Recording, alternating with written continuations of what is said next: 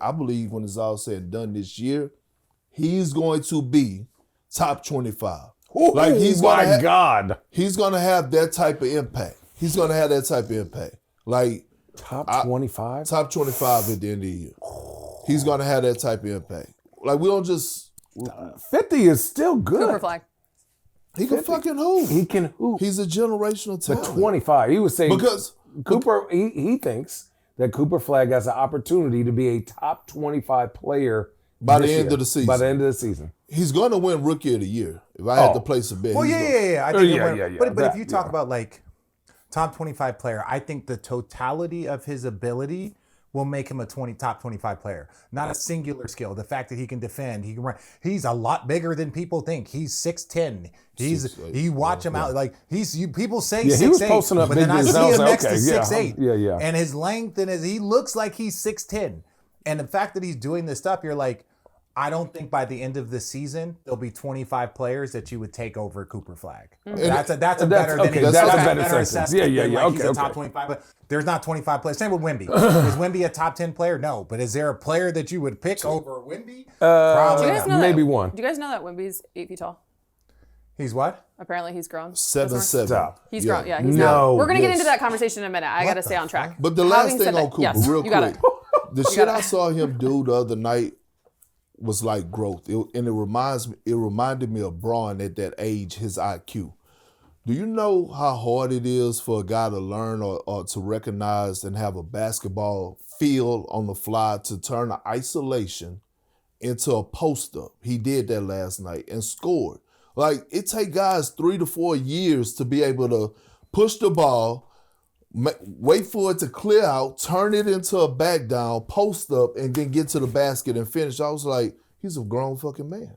To stay with that, if you put a big on Cooper Flagg, they're not going to, like a 6'8", like the goal is to put him a 6'7" guy on him, right? That 6'7" guy can defend him, but if you put a little guy on him, if he gets it up in the half court, you know they have a mouse in the house play. Cooper, back down, make them come, go to work. But so it's like you can't put a guard on him to really pressure because he relieves the pressure going to the post. Now you're screwed up. If you put a bigger guy on him, now he's more comfortable with the handle of playing point. There's less pressure. So that's where Cooper Flagg gets to your point with the IQ. He gets to learn how to play both sides of like, oh, I got a small guy. Y'all want to pressure me? All right, I'm going to relieve the pressure. Mouse in the house, right? So that's where the IQ helps him. I think his IQ is going to defensively, because you were like, yeah, he's going to be good defensively. But imagine...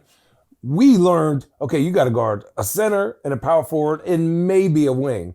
He's like, you got to learn how to guard, a forward, a shooting guard, sometimes a center. So that's why I was saying he's going to struggle some nights because of like how fast he's going to. Yeah, naturally. Yeah, that's what I'm saying. But he has the talent after what I saw. Dude, and that lineup is kind of crazy. That's a huge lineup of like him and Clay and PJ Washington. And I didn't know how they were going to put PJ and him together, but I actually, J. Kidd, give him credit of like, PJ, we love you, we appreciate you. PJ's a stretch but we're over here. He's a stretch hybrid 3-4. If they get a mismatch, they'll post him up. He ain't handling it. He ain't running action. So PJ has to be their primary defender in that space. Oh, for sure. Right? That's what's different. Let me ask you guys this question before then we open it up to the entire NBA from a preseason perspective. Let me see your hand. Dang. Having said that, where would you have the Mavs right now? Ooh, great question. I bring this up because last night, at front of the show, obviously, Danny Green was on our Lakers pregame show. And obviously, I just repeated myself, won a championship with Anthony Davis in the bubble in 2020. He talked about that was the year that AD felt that maybe he should have won Defensive Player of the Year. Giannis ended up getting it that year, right? But if Anthony Davis plays at that level defensively, he was like, any guard will tell you how secure you feel out on the perimeter, right?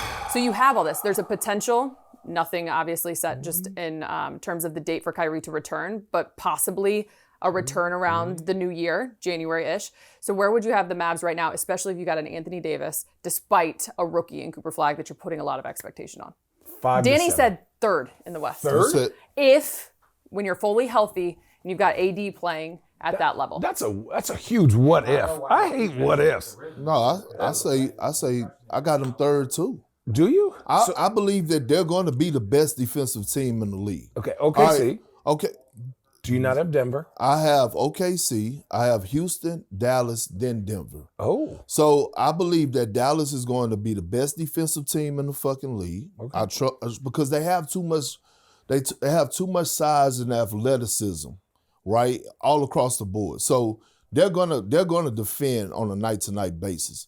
But they're also the deepest team outside of OKC in the NBA, especially when Kyrie Irving get back. Because a guy that we don't recognize or give a lot of credit to is like, oh yeah, Najee Marshall. He fucking come in and all of a sudden he have 15 or 16 points, right? Clay, we know that in the moment we look up and like, oh shit, he's back. He had 22. You know what I mean? He's feeling good, low haircut. He got Megan Thee Stallion on his fucking side. Thinking about boats? He doing his thing, right? So he doing his thing seriously, and then all of a sudden you get Kyrie back into the mix. You have D'Angelo Russell, right? Who seemed like he's been humble, right? He went from probably making 28 to 30 million. Now he's probably making 5 or 6.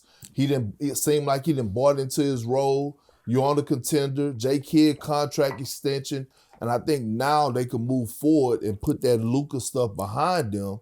And with Cooper leading the charge for us until Kyrie get back and then he becomes the third option, by the time March, April roll around, they're going to be fucking clicking. If they're healthy. Everything's based off health. That's the thing. If you say total health, then it becomes, okay, everyone's healthy. They have to figure things out. There's other teams that could, if they're totally healthy, let's say like Golden State, right? They have their system. Al Horford, they got their system. There's other teams, Denver, they have their system and got Valanciunas. So there's other teams that are just put in a couple of players that are important, right? Especially when you look at like Denver, but they got their system. But when you look at Dallas, they got to put it together.